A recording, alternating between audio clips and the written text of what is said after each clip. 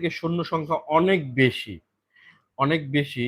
তো তখন তারা তাদের যে সেনাপতি ছিল, তো সেনাপতি বলল যে আমরা হচ্ছে যুদ্ধে যাওয়ার আগে আমরা এখানে একটা টস করব, যদি হেড পড়ে তাহলে আমরা যুদ্ধে জিতবো, আর যদি টেল পড়ে তাহলে আমরা যুদ্ধে হেরে যাব।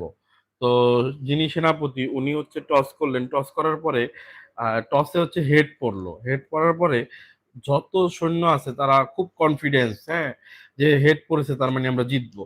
এবং তারা সেই যুদ্ধটা জিতে জয়ীও হয়। জয়ী হওয়ার পরে যখন তারা তাদের দেশে ব্যাক করতেছে বা যুদ্ধটা শেষ করে যখন তারা একত্রিত হয়েছে, তখন একজন জিজ্ঞেস করলো যে আসলে এটা আহ, আমরা যে জয়ী হব, এই যে হেডটা কিভাবে বললো। তখন সেনাপতি এটা ক্লিয়ার করলো যে মুদ্রার ওপিঠ আর এপিঠ দুইটাই ছিল হেড।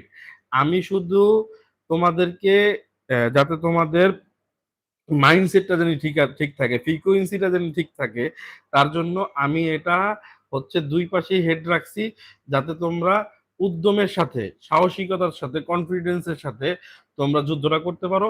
এবং শেষমেশ সবাই যুদ্ধে জয়ী হয়েছে। তো ফ্রিকোয়েন্সিটা হচ্ছে আমাদের লাইফে এভাবে কাজ করে।